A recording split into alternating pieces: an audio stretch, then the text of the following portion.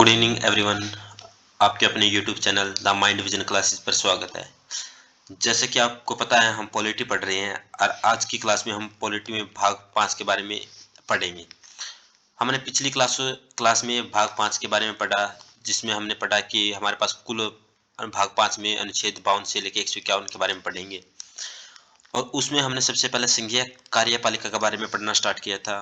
आज जिसमें कुल आर्टिकल की बात करें तो 52 से लेकर 78 तक हमारे पास संघीय कार्यपालिका के अंतर्गत आते हैं।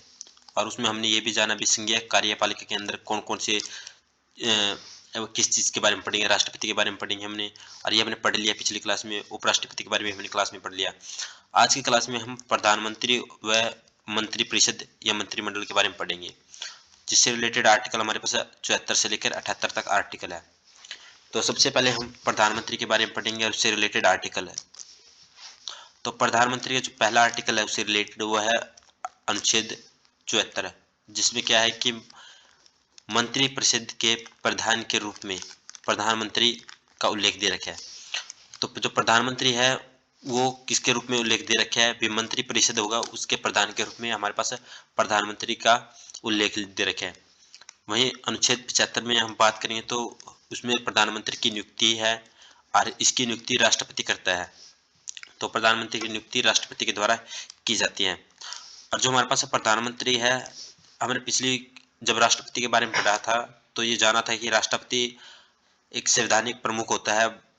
हमारे संविधान के अनुसार भारत का जो प्रमुख होता है वो हमारे पास राष्ट्रपति होता है। लेकिन अगर वास्तविक प्रमुख की बात करें तो कौन होता है, हमारा प्रधानमंत्री होता है। जितनी भी शक्तियां हैं वो राष्ट्रपति में सीमित होती है, लेकिन जो राष्ट्र शक्तियों का सही से प्रयोग करता है वो हमारे पास प्रधानमंत्री करता है। तो नेक्स्ट आर्टिकल में आर्टिकल 76 है, और आर्टिकल 76 हमारे पास भारत के महान्यायवादी के बारे में बताता है। ये महान्यायवादी क्या है? महान्यायाधीश सरकार का एक वकील होता है जिसकी नियुक्ति राष्ट्रपति के द्वारा की जाती है, और इसका कार्य होता है भी सरकार को कानूनी मामले में सलाह देना। ये सरकार कहीं भी कानूनी कोई भी सलाह लेनी हो या न्यायालय में जाना हो तो सरकार के बिहाफ पे महान्यायवादी कानून संविधान में कोर्ट में जाएगा और कोई भी कानूनी मामला है तो उसमें सलाह देगा। ये आर्टिकल 76 में लिख रखा है। आर्टिकल 77 या अनुच्छेद 77 में जो हमारा कार्यपालिका है, तो कार्यपालिका के जितने भी कार्य है वे राष्ट्रपति के नाम से चलते हैं। ये हमने राष्ट्रपति में पढ़ा भी राष्ट्रपति क्या है, जितने भी कार्य होंगे राष्ट्रपति के नाम से होते हैं। तो अनुच्छेद 77 में भी जो कार्यपालिका कार्य होगी जितने भी, तो वो सारे राष्ट्रपति के नाम से चलेंगे।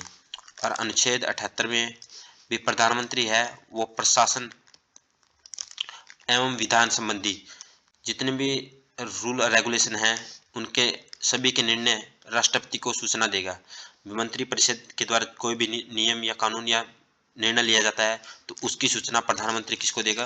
राष्ट्रपति को देगा। ये अनुच्छेद 78 में बताया हुआ है। तो आज की क्लास में हमने प्रधानमंत्री उसके मंत्रिमंडल के बारे में पढ़ा, और जो हमारे पास रिलेटेड आर्टिकल 74 से लेकर 78 तक।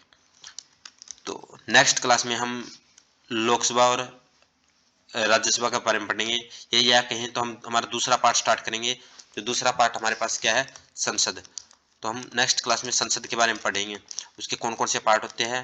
मेनली लोकसभा, राज्यसभा और राष्ट्रपति, ये 3 पार्ट में संसद डिवाइड होती है।